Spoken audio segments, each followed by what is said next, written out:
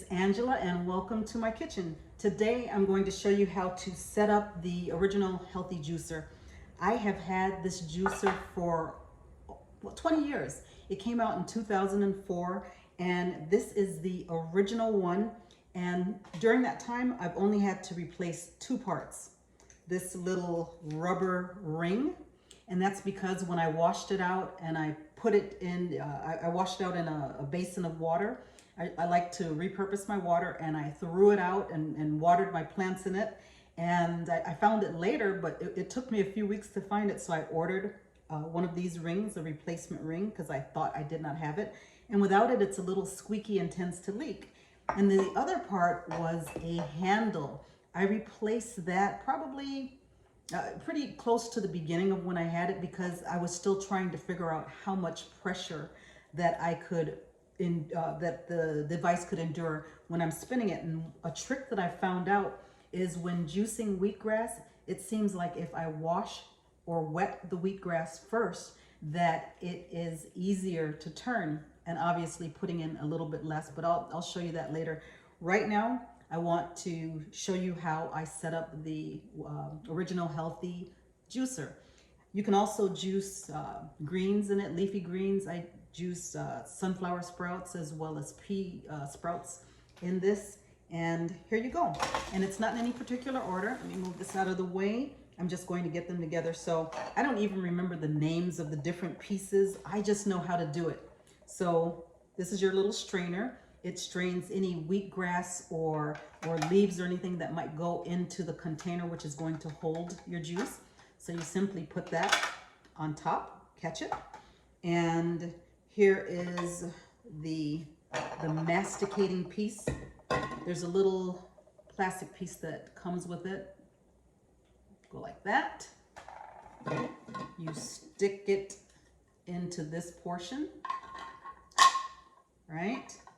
And now you take this, make sure you have your ring in there, and you're going to turn it very gently, let's see, towards you, okay? And put it on very gently, because sometimes it can get on there and it'll stick, and now you have to use superhuman strength or the wrench to get it off. So that's on. You're going to take the base and, you see that? Yeah. Slide it through. It just, this portion goes into that groove. So you slide it through like that. Make sure it's pushed in. Push it in all the way so that it's flush and even right here. And I'm gonna set up over here. You can still see me. So I have a nice smooth surface, and I realize there's also a portion that I have never used. I couldn't even tell you where it is.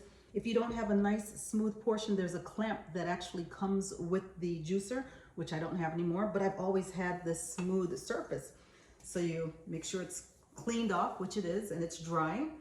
Put it down, and you're going to take your wrench. This part is also a plunger, this way, oh, that way. I never use it. I've never had to use it. And like so, you turn it forward, and you see it's locked into place, which is a great thing. Now you're going to take the handle and push it on and tighten it by pushing it away from you. You also want to make sure that this ring is on tightly, right? So you take your wrench, put it on, and pull it down. Not too tight, because you're going to have to take it off obviously once you're done, but you want to make sure that it's not leaking. Put that away. Your container portion, now you hold it this way and slide it right under. This U shape just goes right into that area. And you're all set. You're ready to start juicing. So I figured, you know what? I'll go ahead and juice something while you're here with me. And I have this little, it's a quarter cup. And usually I'll put it under here because I really couldn't tell you if the new ones do it. Mine is a little old, so sometimes it will have a little juice coming out of here. So I just put it under my juicer to catch that. And also I like to measure it in here. Kind of like to know, am I getting 2 ounces, 4 ounces? I like to drink on a ideal day 2 ounces in the morning, 2 ounces in the afternoon. Honestly, a lot of times I only get around to 2 ounces in the morning, and sometimes that's even a struggle. And it's so easy, I don't know why, but here you go. So I've already washed my wheatgrass. I grow my own wheatgrass, and I still like to grow it. I grow it outside on my back porch, but I'm figuring there's dust, there's probably little bugs that go around, so I rinse it off. And like I said before, it seems to go more smoothly when the wheatgrass is fresh. So I'm gonna take about this much, about that much, and I spread it out so that it's not in one big clump. And it can go either way, this way or that. We'll just stick it down here, stick it in, and you start going forward. And as you can see, it's going towards the side. The wheatgrass is going towards the side, and that's fine. Just keep on going.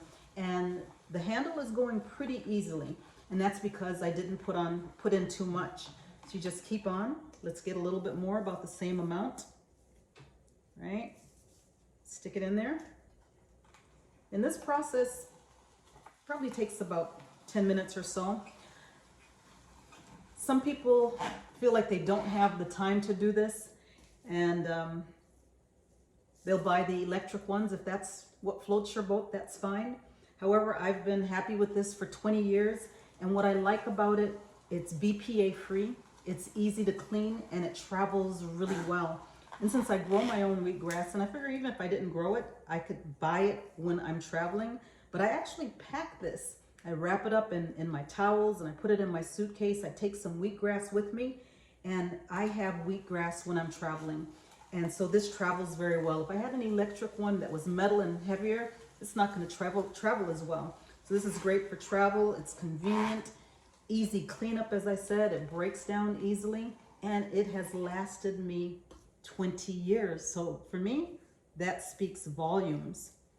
Right, so we're going to go ahead, and if you could see, it's already has wheatgrass going into the container. And I know from experience that this is about the right amount that I like to drink.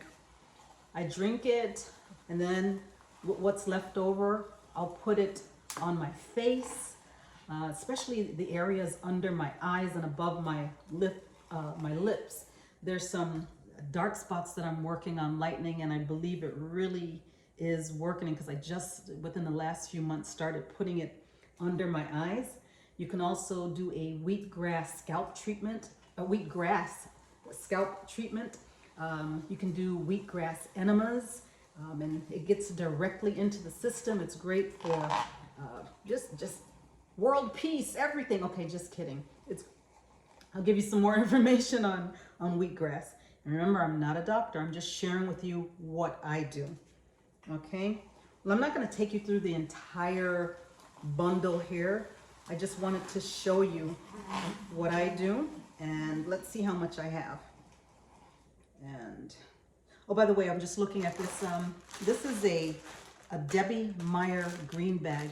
And when I cut my wheatgrass, I wrap it in a white linen paper napkin. And then I put it in these bags. These bags help the produce to stay fresher longer. And I like putting it in white napkin. I order those as well, and I just keep them all just for my food because it absorbs any moisture so that the food doesn't sit there and rot. And these green bags work really, really well in helping to preserve any fresh fruits and vegetables. And since I don't like wasting, I mean, yes, I can compost it, but I'd much prefer to preserve it and eat it. All right, so there are my green bags. The things that I do is when I unscrew this, because I like to get all of the juice, I tilt it forward, tilt it backwards actually like this, so that the juice that's in this area goes down.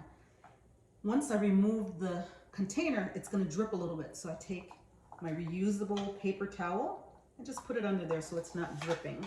All right, what have we got here? All right, almost got 2 ounces. I like to put it in my shot glass and I drink it here. So shot glass is about what? 1.5 ounces, oh, a little less. To your health.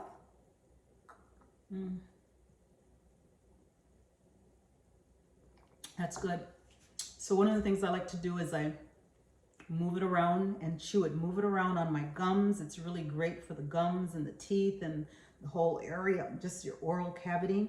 And the chewing helps to send signals to the digestive system that, hey, you know, it's time to wake up and digest this, even though it's so easily digestible.